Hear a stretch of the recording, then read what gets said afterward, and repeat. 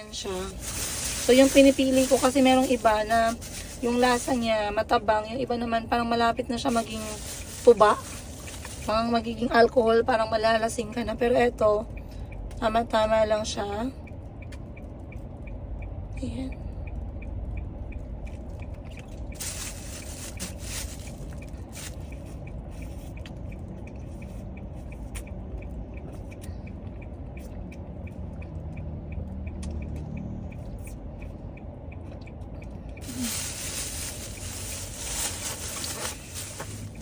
Let's go.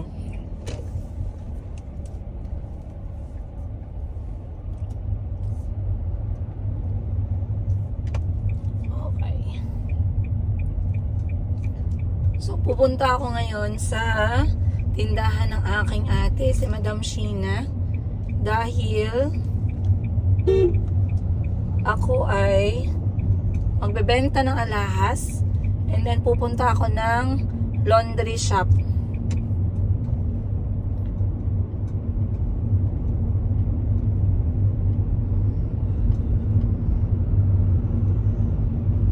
Ito yung gusto ko dito sa Jensen. Hindi masyadong yung traffic. Tama lang. Tama lang na matraffic siya konti lang talaga. Hindi katulad sa ibang mga lugar, no, na grabe talaga yung traffic. So, alas 12 na, hindi pa ako nagtanghalian, guys. Kasi normally, ito sabihin ko sa inyo sa mga mahilig kumain at natatakot na mag-diet or natatakot baguhin yung diet nila, actually, I just realized na talagang natitrain natin yung utak at saka katawan natin when it comes to pagkain. Kasi 'di ba, sabi ko sa inyo, yung karne ng baboy, na-backslide ako niyan I was 18 years old. Nakain ako ng karne ng baboy. Pero nung dumating ako ng 21, hindi nagsabi ako na hindi na talaga ako magkakain ng anything na pork or dugo or anything like that. So, 18 years later, as you can see, hindi na talaga ako nakakain ng baboy. At sa ngayon, kahit na gaano kabango yung sinasabi ng iba, gaano kasarap, gaano ka crispy, talagang wala akong craving, hindi ako nagsasalivate. Not unlike nung mga bagong pa lang, no, yung kakatigil ko pa lang kumain ng pork, na talagang maglalaway pa ako. Pero ngayon, parang hindi na siya nag-i-exist sa aking utak at sa aking panlasa. My gosh, tagil talaga yung boses ko. Hindi ako pwedeng mag-live selling ngayon, guys. Wala na akong boses. So, ang next ko na tinayin sa sarili ko is yung kanin. Malakas akong kumain ng kanin. I eat a lot. Yes, I love eating. Akala ko rin dati, yung feeling na pag walang kanin, para kang mamamatay, mahimatay, ganun.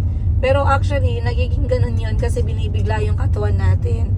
But, if we're going to gradual ba yung pag-change ng diet, like, dahan-dahanin yung bawas ng kanin, masasana yung katawan mo, hindi na niya hahanapin yung kanin. So, I can get by the whole day na walang kanin-kanin. And, the most amazing thing na effect sa akin ng kanin, guys, is I never felt na yung bloating, yung malaki yung tiyan na puro hangin, nawala na yung pakiramdam na yun simula nung tinigil ko yung kanin. So, masaya talaga ako. When it comes sa diet, tubig, ulam, gulay, karne, isda, ganun. Kapag meron talaga yung mga unexpected na mga cravings, mga salty, mga sweet, lang siya, guys, tikim-tikim lang. Yung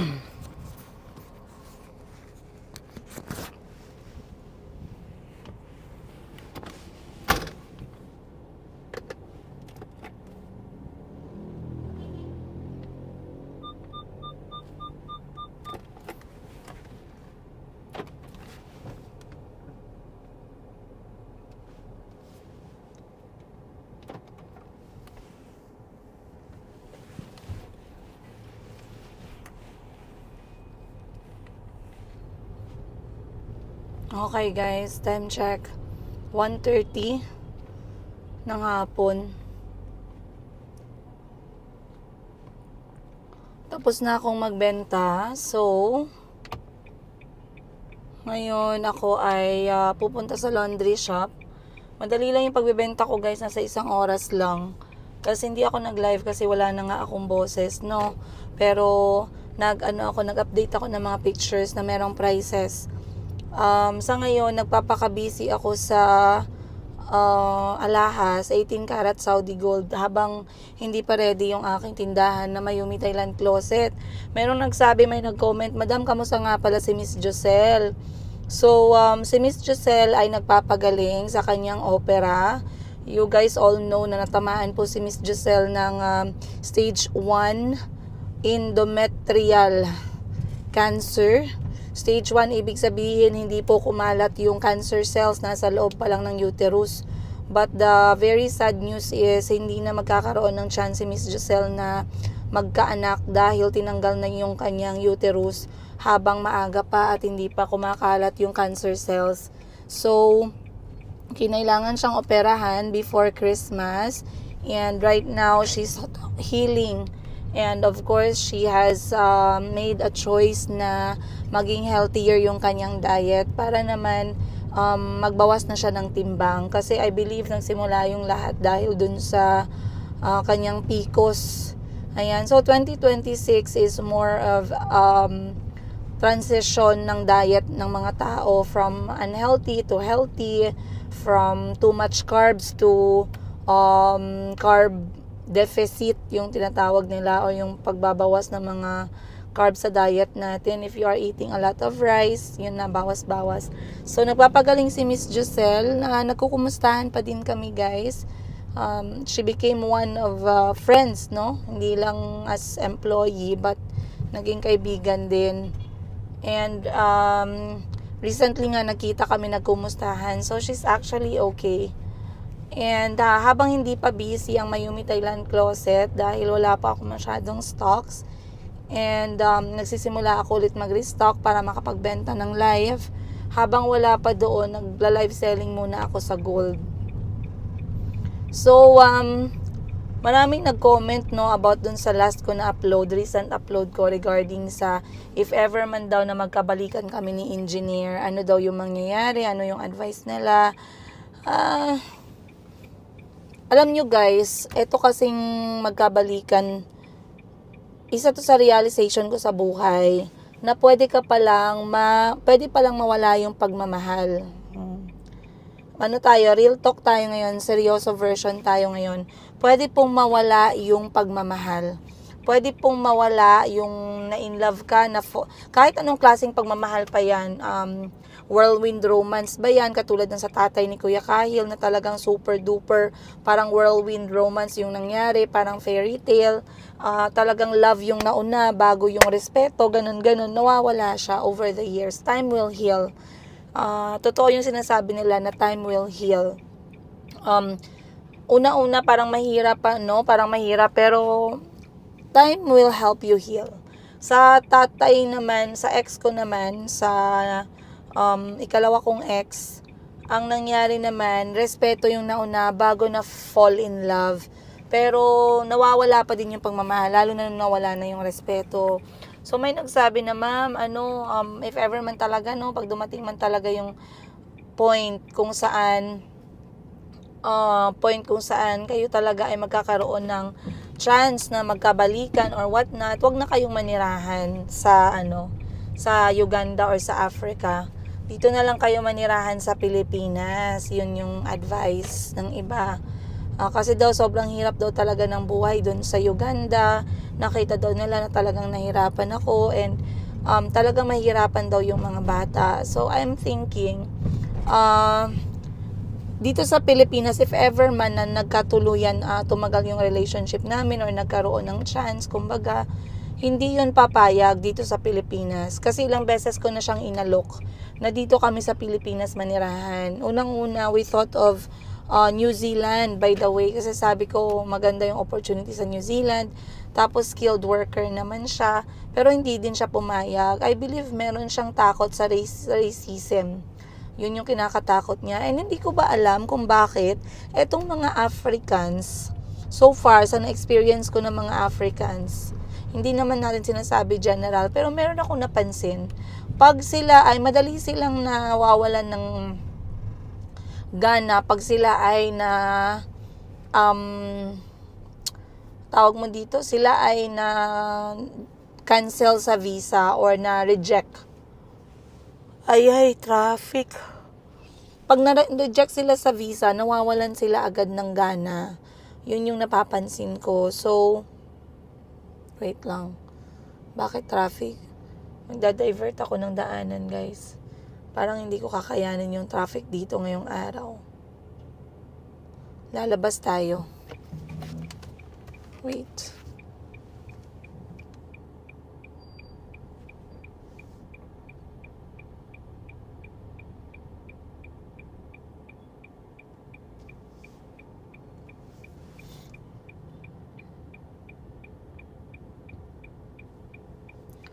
So katulad nung aking ex, isang beses lang siya nag-apply ng visa. Dubai kasi madali lang mapasukan yung Dubai eh. So madali lang nakakuha ng visa sa Dubai. Pero isang beses lang siyang nag-apply dito sa UK.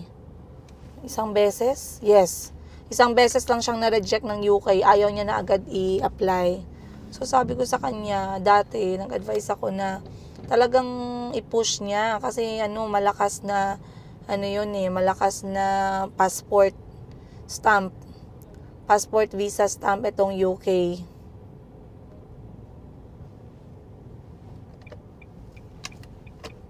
Wait, gumalaw naman siya.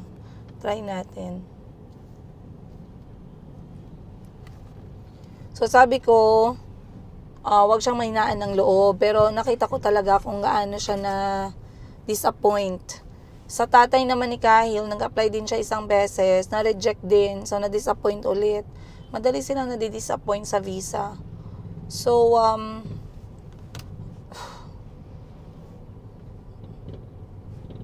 ayan. So, bakit ayaw niyang pumunta dito sa Pilipinas? Kasi, takot siya sa racism. Ikalawang reason is, etong, gender. Feeling niya dito napakadami ng yun nga mga transgender at ayaw niya na maapektuhan yung mga bata or what not. I don't believe in that, you guys. So, sabi ko naman makahanap din siya ng work dito pero ayaw niyang bigyan ng chance yung Pilipinas. Siguro nga din mahirap din maghanap ng work kasi hindi naman ang Pilipinas, hindi naman katulad ng ibang bansa na when it comes to employment, malaki yung ibabayad sa'yo. Dito sa Pilipinas, kung foreigner ka, dapat ang dala mo dito, business, negosyo. That's how you're going to live. Pero yung sasabihin mo na parang Thailand na pag foreigner ka, nag-apply ka as teacher, malaki yung ibabayad sa'yo. Hindi. We don't have that budget. No? Not unless talagang siguro kapag hospitality, business ng mga hotel, restaurant, travel and tours, katulad ng mga sa Sikihor na skydive, ganun. Tapos foreigner ka, talagang pagkakatiwalaan ka, malaki yung bayad, ganito, ganyan. Pero kapag mga employment, mahirap. So, ayan, gumalaw naman ang traffic. Ngayon kasi, dadalan ko si Ate Hana, guys, ng, tawag nito, portable na lutuan, gas stove, gas range. Kasi, nagkaroon siya ng UTI, so feeling ko grabe siyang uminom ng coke at maalat, kaya nagkaroon siya ng UTI, so dadalan ko siya ng gas range, gas range. Hindi yung portable na maliit na gas pangluto, para kapag pwede siyang magsabaw-sabaw, tubig, lagyan niya na lang ng talong, gulay, lauoy, ganun. Tapos magkain siya ng maraming sabaw tsaka tubig. Hindi na siya dapat magprito-prito, tuyo-tuyo, pansit canton, ganun. Health is wealth talaga. So meron akong spare sa bahay. Ginagamit namin yun kapag nauubusan kami ng malaking gas. Pero mas gamit to kapag binigay ko kay Ate Hana dun sa shop. Ilalagay natin sa may laundry shop. So, sabi ko sa kanya, ate, alagaan mo yung health mo. Kasi mahirap din, bukod sa hindi siya makapagtrabaho ng maayos, mahirap din sa negosyo kapag laging absent yung staff. Mahirap din sa health ni Ate Hana, kaya ihahatid ko itong ating portable na lutuan. So, balik tayo. Kaya hindi siya nag-work. Pero ilang beses kong in-offer dun sa lalaki, sa ex ko na engineer, na lumipat kami ng Pilipinas at dito kami manirahan. Kaso, hindi nga niya binigyan ng chance. And isa din yan sa reason kung bakit kinukulit ko siya dati na magkaroon kami ng sariling bahay. So, kung inantay ko lang yung ex ko, guys, na magkaroon kami ng bahay dito sa Pilipinas, talagang never kami magkakaroon ng bahay. Mabuti na lang talaga at pinush ko. Ayan.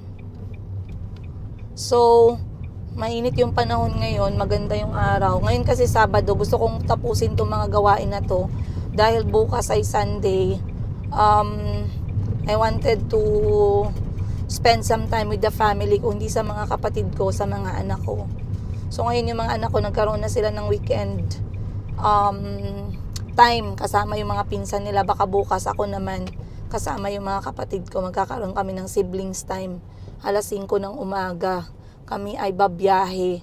Malapit lang pero very connecting with nature yung gagawin namin.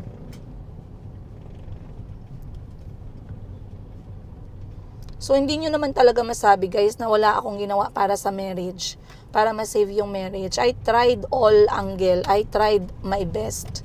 Regardless kung merong mga red flags, regardless kung merong mga cheating, mga ganon, tinry ko pa din. Hindi ako basta-basta na-give up. Pero in the end, talagang wala na eh. Kasi natakot din ako, guys, baka mamaya, alam niyo yung AIDS ay very rampant. Isa pa yan sa hindi ko masyadong kino-comment, no? Pero kung gaano ka-rampant yung AIDS dito sa Asia, mas lalo naman sa Africa, guys. Halos gawin na lang din yung normal dun. Ayoko naman na porket parang magsistay ako sa marriage kasi asawa ka eh. Asawa ako, 'di ba? Eh 'di ba kapag kaasawa ka, wala ka naman talagang magagawa. Gagampanan mo yung role mo as asawa pag kailangan. Ang problema doon, hindi mo alam kung saan nanggaling yung partner mo. Baka mamaya may dalang AIDS yun, nahawa ka pa. Eh pag AIDS, 'di ba, mahirap na wala pang gamot sa AIDS. Ayoko, guys, siguro ako sa marriage ko, hindi lang for mental health but physical health as well.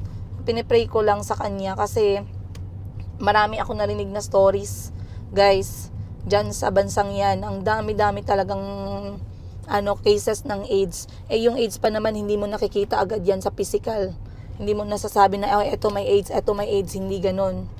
Okay, so talagang dapat maingat talaga tayo sa ganyang bagay. Malapit na akong dumating sa aking tindahan. Dahan-dahan lang tayo dahil nga dito ay medyo yung daanan, community ba.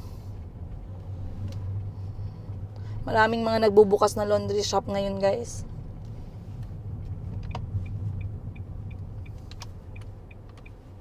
Ayan. Parang na-miss kong kumain ng turon, saging na prito. Merong nagbebenta dito, bibili tayo. Tamang-tama, hindi pa uwian ng mga estudyante. Pwede pa tayong bumili.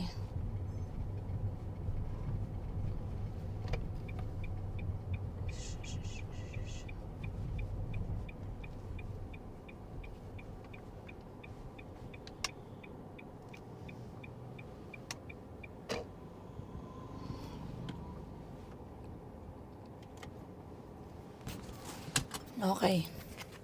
Nandito na tayo, guys, sa laundry shop. Meron akong ibababang laundry ni Madam Sheena and bibili din tayo ng saging. Tara.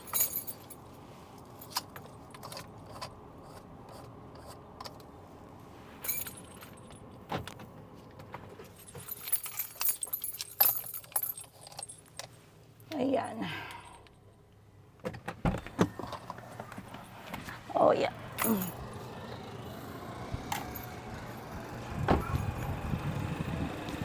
Hello. Hi.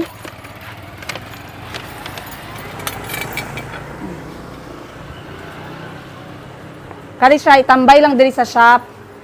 Ha? Napan man na unod iya hanggas. Good for 1 month ng unod, ana. Para kung magsabaw-sabaw ka, ate ba? Ha?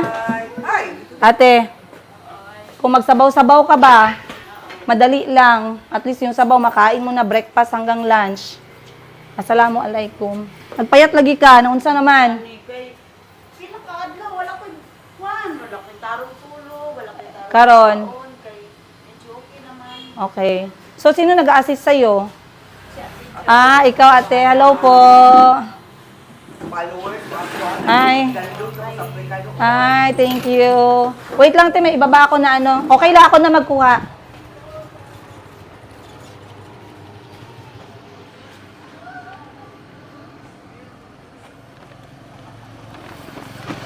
Ate, na ako'y dala mga ingani ba? Mga gagmay nga dulaan. Dili ko sure. Sagikan sa balay. I'm not sure if na siya'y gusto or what. Kay kahil, di na ka siya. Pero hindi ko makita ang ano niya, laces. Pag nakita ko, idano ko lang. Kay Madam Sheena, paki-laundry. Madam Gamay, ali. Candy. Ay, padali-dali. Mag-share ka ha. Mag-share ka ha. Kay madami ba yan, oh? Wait lang. Ayan. Ah, marami masyado.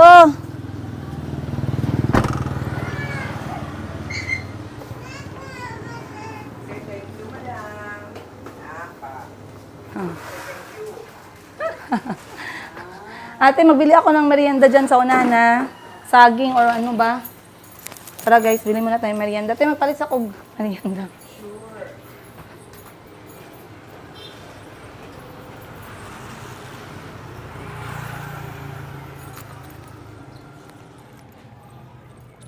Grabing init. Nakalak ba to? Nakalak.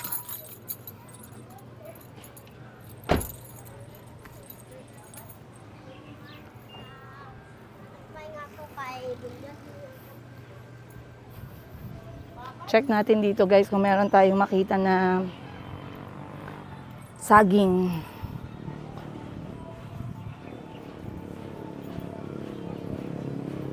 May nagpiprito dito pero hindi ko alam kung meron pang ngayong oras.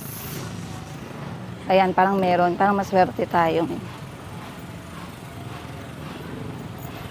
Ay, yeah. Sarap. Ayan guys, gumagawa sila. Dito tayo. Daang pabili ito ron. Magkano?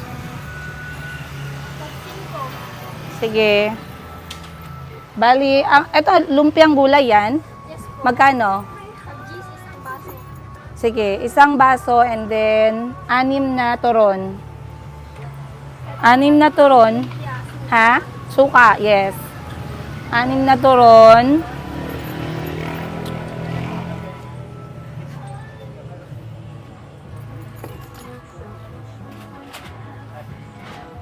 Parang naglalaway ako ng ganito, guys.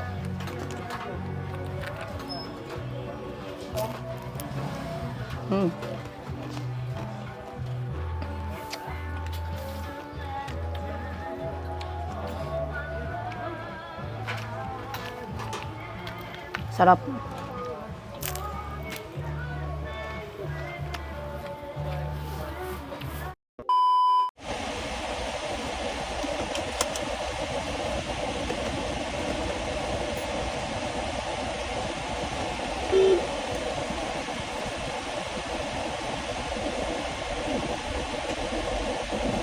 Okay guys, goods. Tapos na yung aking transaction number.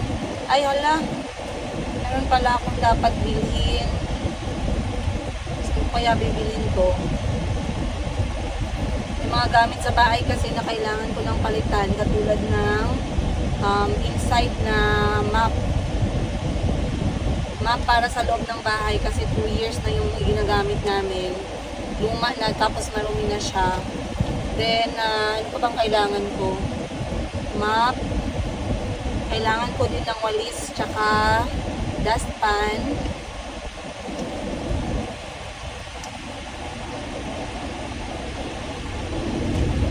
Then, meron akong mga nilista eh.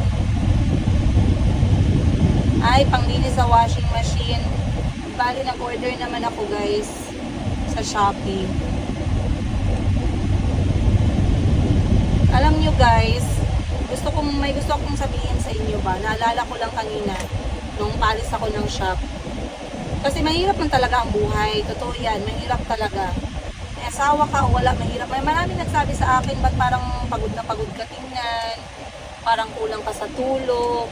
Parang ang dry mo, ganun-ganun, no? Meron talagang mga ganyan. Lagi kong sinasagot sa kanila, napapagod nga yung iba na may mga asawa silang supportive. Ako pa kaya, na walang asawa, single nanay. So, pagod is key, guys. Sa panahon ngayon, pag hindi ka pagod, hindi ka pasok sa grupo. Papagudan tayo ngayon. Mas pagod ka, mas panalo ka. Ganun. So, I was saying,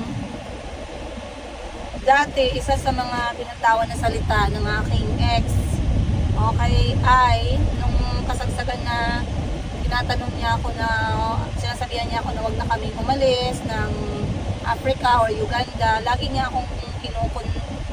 kaming tinatry na hindi paalisin sa pamamagitan ng paggamit ng mga salitang to. Tandaan ninyo itong mga salitang to.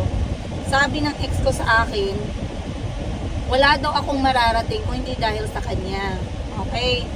Lahat daw ng narating ko bago kami umalis ng Uganda, dahil daw yun sa kanya. So, napaisip ako kasi sabi ko, kung dahil sa'yo, anong kwenta ng personality, ng character ko as Princess Higa. And, by the way, during that time na nagbablog ako, hindi ko siya masyadong sinasama kasi lagi maraming bawal. Hindi ako nakakapagkwento ng maayos kasi puros bawal ganito, bawal ganyan. Hindi ko nakikita na masaya siya sa ginagawa ko. Parang laging merong boundary, parang ganun. So, yun, sabi ko ay, naku, natatawa nga ako pag sinabi niya na wala kaming maaabot ng mga anak ko dahil wala siya sa amin. Let me give it to him. Kung may kaya siyang gawin, may kaya din naman akong gawin, guys. Hindi naman tayo pongpol. Hindi naman tayo tamad para wala tayong magawa sa buhay.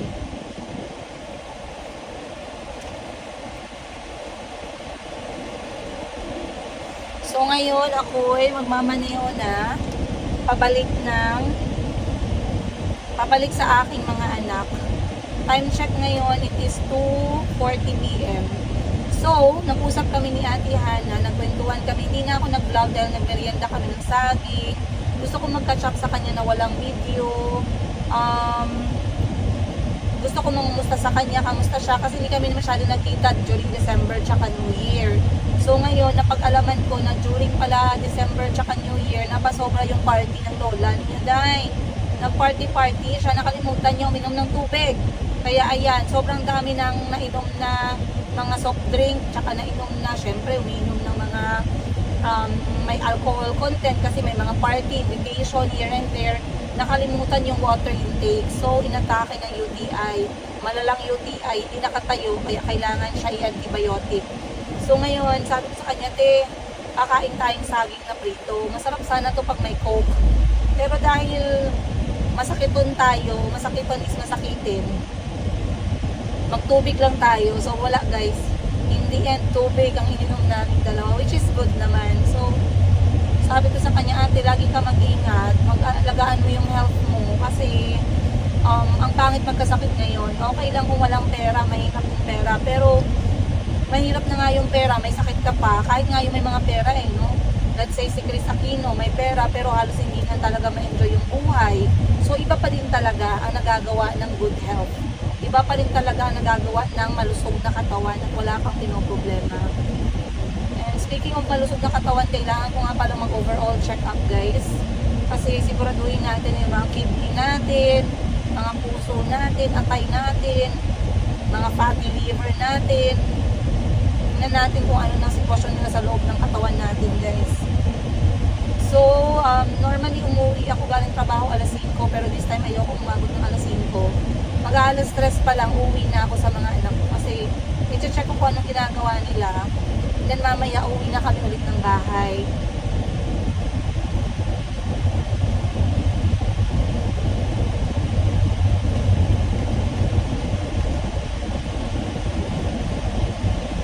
Alam nyo, ang ganda-ganda ng Jensan.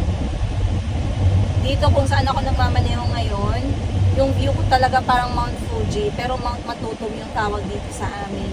Napakaganda. I love Jensan talaga. I love Jensan. And yung realization ko na mahal ko yung Jensan, recently lang talaga nag-hit sa akin, no? Nung nakauwi na kami ng mga bata dito at masyado na, syempre may kotse, nakakapagmaneho. Na-appreciate ko ang ganda ng sunset dito sa Jensan. Ang ganda ng sunset namin, ang ganda ng mga bundok-bundok namin. May mga dagat kami dito. Kaya naku, maswerte ako, taga Jensan ako guys. Wala masyadong traffic, walang mga foreigner, walang mga afam-afam. Mas gusto ko yung ganitong klaseng tirahan. Kaya hindi ko pagpapalit yung Jensan din. Magsabi na maganda dito, maganda din naman, no? Maganda din naman na lugar ng iba, pero ang landscape kasi ng Jensan for me, it's enough. It's amazing already. So okay na 'yun.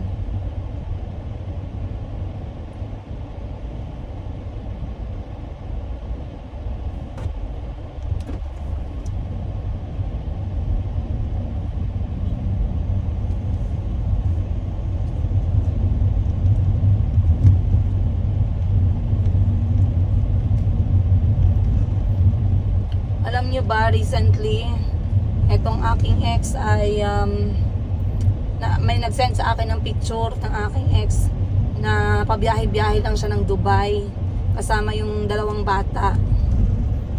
Kung kilala nyo yung ibig kong sabihin, no? Pabiyahe-biyahe lang siya ng Dubai. Imagine guys, Dubai kasama ang dalawang bata. Grabe. Grabe si lolo nyo guys. Wala talaga. Wala akong masabi. Wala akong masabi. Iba din talaga. So, it's not about walang means na magsuporta. It's not about walang means na magbigay. Meron. Kaso, yun nga lang. Maluwag na yung tornilyo sa utak. Kaya, yan. Siguro, hindi pa siya nagtataka. Hanggang ngayon, hindi pa siya promoted. Hindi ba niya nararamdaman yung karma? Kasi yung promotion na yan, ilang taon niya nang ina-after yan eh. Parang 5 years siguro na ngayon or 7 years na. Siguro sabi ni Lord, bakit naman kita ipopromote? Ni singkong duling ng sahod mo, hindi mo nga pinapakain yung mga anak ni Princess Yiga. Tapos ipopromote pa kita. Para saan? Oh, di ba? Kasi alam nyo guys, naniniwala ako na pag ikaw, hindi mo tinayuan yung responsibilidad mo, mapababae ka man o mapalalaki ka man, hindi mo tinayuan yung responsibilidad mo sa mga bata. Leave alone yung babae. Okay? Leave alone me. Wala akong pakialam kung hindi niya ako suportahan. Pero pag tinalikuran mo or inapi mo in any form ang mga bata, just know na lahat ng karma parang magnet sa buhay mo. Okay? So, sa araw at gabi, sa almost 3 years na wala siyang binigay sa mga bata, dapat ngayon, iniisip ko, no, sana ma-realize niya, no, na ang hirap ng blessing sa buhay niya. Mahirap ang blessing sa buhay niya, mahirap yung good news sa buhay niya, negosyo, bagsak, hindi pa ma-promote. Tapos nandun pa din siya sa Uganda, kahit na gusto niya nga na makaabot sa ibang bansa. Pag bata ang inapi mo, sigurado, ang karma talaga mararamdaman. Hindi niyo siguro nakikita, pero ako alam ko sa sarili ko na yung karma gumagalaw sa buhay niya as we speak. And hindi ako nasisilaw guys sa mga hindi ako nasisilaw dito sa mga sinesend niya sa akin, mga insurance, life insurance. Merong nagsabi sa akin, grabe ma'am, no? Hindi na nga siya naging parte ng buhay ng mga bata. Hindi na nga siya naging parte ng buhay ng mga bata. Ngayon, gusto niya pang gumawa ng paraan para parang makakurakot ba? Kasi tama nga naman, may life insurance yung kumpanya nila. Kinukulit niya ako na i-enroll yung mga bata sa life insurance. For what? Para pag may nangyaring masama sa mga bata, kuha niya lahat. Kasi bigay ng kumpanya, sayang din. Kasi American company for sure malaki-laki siguro yung binayaran nilang life insurance. Kasi kung ganun ka concern, yung concern mo hindi mahiya ka dapat, nag-isip ka muna siguro dapat, no? Mahiya ka naman, wala kang ambag na unang hinga ng anak mo dito sa mundo, wala kang ambag ni Sengkong Duling, tapos bigla kang mag-iisip ng life insurance. So, yun nga ang sinasabi ko, hindi ako na guys, hindi ako na sisilaw. Hindi ako nasisilaw. And, meron siyang mga plano na sinabi sa akin, kino-communicate niya, hindi ko pinapansin na pupunta ng Thailand, ganito, ganyan. Sinasagot ko lang siya pagka feel ko na, okay, let me at least answer back, ganon. O sige, pagka na-presenta mo yung mga ticket sa Thailand, kompleto lahat, huwag mo akong stress. Maghanap ka ng paraan. Hindi ako magbubook, hindi ako gagawa ng kahit na anong effort, kahit katiting, kahit isang tuldok na effort, hindi ako gagawa, you guys, para makita niya yung mga bata. Kung gusto niya, gawin niya lahat ng arrangement na gusto niya. Hanggang dun lang. Kasi hindi naman malalabas yung mga bata. Nanay naman talaga dapat ang kasama ng mga bata kahit sa Thailand, no? So, pag pumunta siya sa akin at pinakita niya sa akin lahat, let's say meron siyang na naka-deposit na dyan, yan lahat ang bayad. Okay, sige. Para makita ko yung mga bata sa Thailand, ganito, ganyan. Pero yung sasabihin mo na ako pa, kasi dati nung magkasama pa kami, ako halos lahat nagpe-prepare. Mga travel, ganyan. Ang gagawin niya lang, magmamaneho. Yun lang, kung magdadrive. Pero pag mga airplane, mostly, ako lahat. Shop, lang siya, hawak lang siya ng pera. Kasi hindi ko naman din alam kung saan napupunta yung pera niya Kaya meron nasasabi dito, no, may narinig akong actually, advice about marriage. Na pag mag-asawa kayo, dapat you are 100% committed, no, sa marriage. Kasi kaya nga kayo nag-asawa Kaya nga tinatawag na life partner.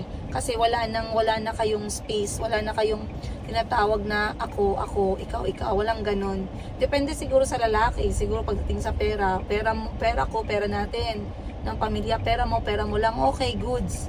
Diba? Pero I mean, kung hindi ka man lang fully committed sa marriage, why get married? Very simple, lang yan.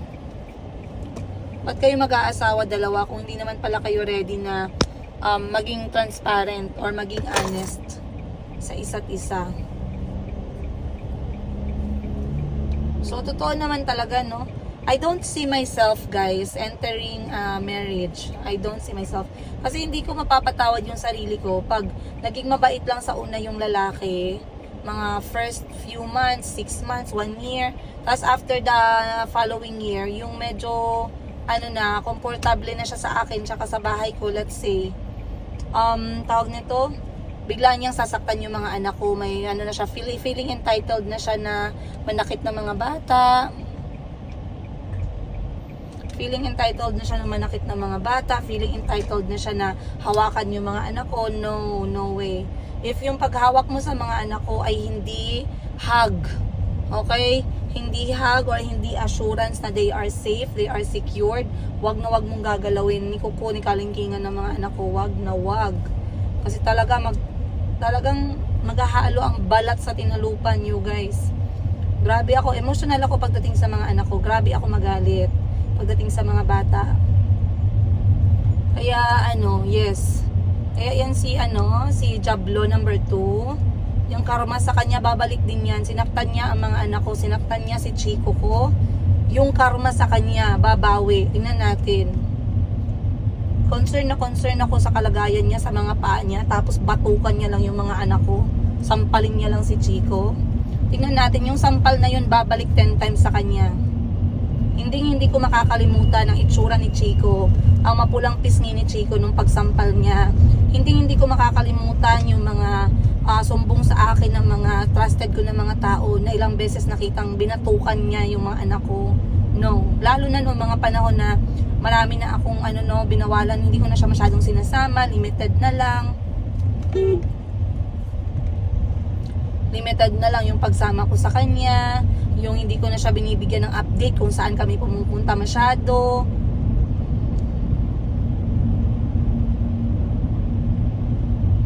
Uy, anong meron?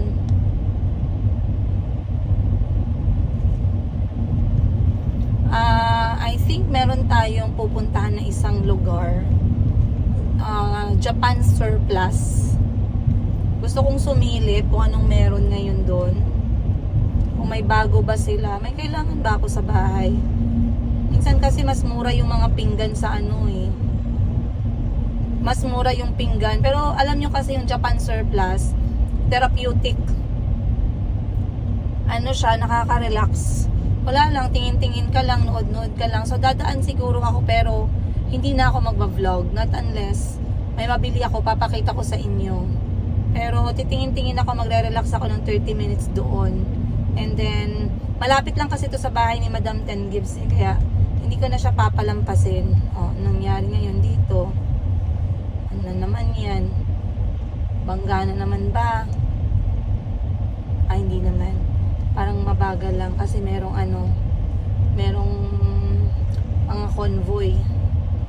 Uy, ang sarap ng buko, halo-halo. Kaso loaded naman sa asukal. Sige, pass.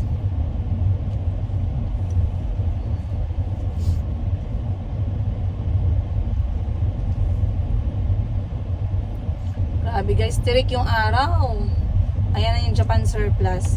Try ko mag-join in sa kanila para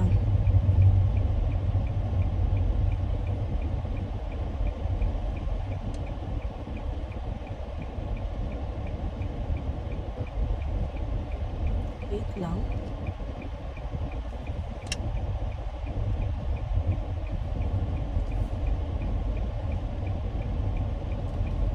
Okay, sige.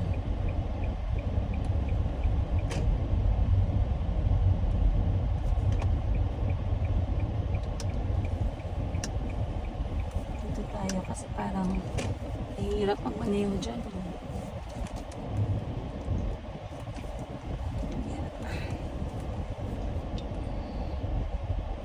Okay.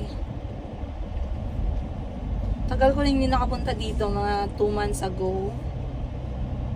Tara guys. Papasok lang ako sa Japan Surplus and then I'll update you guys mamaya. Let's go. Hindi ko kayo isasama, iwan ko lang kayo. Mamaya ulit. Eternity later. Guys, umuwi na ako ng bahay. At talagang nabudol tayo dun sa Japan Surplus. And as promised, ipapakita ko sa inyo kung ano yung nabili ko.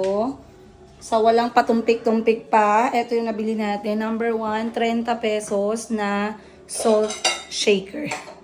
So, ang nilagay ko dito na salt is sea salt for cooking. Wala lang, nagandahan lang ako kasi napaka-classic niya tingnan, as you can see. Yung kanyang kulay parang napaka-vintage, napaka-simple, direct to the point, 30 pesos lang, goods na. Next kong binili is ito for 60 pesos. 60 pesos, 50 pesos. Same, vintage, classic, merong rose. Somehow it reminds me of old times, pero napaka-posh niyang tingnan. Siguro dahil yung parang crack ano niya, no? Parang merong mga crack na details. And also, ang ganda din naman talaga ng kanyang opener cover. And I got 1 spoon. Parang hindi ko na nga ito binayaran eh. Stainless steel. Ayan, nilagay ko siya sa coconut sugar container para pag nagtsatsaayan yung ilalagay. Then, bumili ako nitong Japanese small cooking ware na very manipis lang siya, stainless. Parang 300 yung nabayad ko dito. Oh, maganda dito. Ito yung sometimes ginagamit na na lutuan ng mga Thai. Ano siya, very manipis lang, madali lang siyang kumulo. Mga maliliit na sabaw. So, nagustuhan ko siya kasi parang bago pa siya. Kaya okay na. Ang binili ko next is etong lutuan ng Korean steamed egg. Kasi yung na-miss ko sa Thailand, guys, na lagi kong ino-order dati is yung steamed egg. So, gagawin ko siya dito sa bahay. And to make that happen, kailangan natin ng ceramic cooking ware. So, eto siya. May daan na nga yan ng apoy, oh. So, wala siyang basag. The color is okay. And wala na ako makitang ibang option. So, eto na lang. 250 pesos. Okay naman siya, guys. Kaso, hinahanap ko yung may butas dito. Kaso, wala. So, ganyan na lang. And then, lastly, is etong 250 pesos na tea set ulit. Kasi minsan nagtsatsa yung mga kapatid ko. So, eto yung gagamitin natin pag nandyan sila. A very traditional Japanese tea set worth 250 pesos for one set. Ang ganda din ng cup niya. Hindi masyadong vibrant yung kulay. Parang vintage classic din. So far, yan po lahat yung nabudol sa atin kanina. Ayan. Condiments container. Steamed egg na ceramic cooking ware. Salt shaker. Simple pot. Magaan lang siya, manipis, madaling kumulo pag mabilisang sabaw para kay Mayumi. And tea set with meron siyang 5 baso. So, pwede naman 2 lang yung bilhin ko. Pero since kompleto naman yung baso niyang 5, kinuha ko na. Ayan. And eto, maliit lang siya guys. Charan! Yun lang. Pinagpapawisan kami kasi nagluluto ako ng dinner. For tonight's dinner, I made vegetarian na red beans. Ayan guys.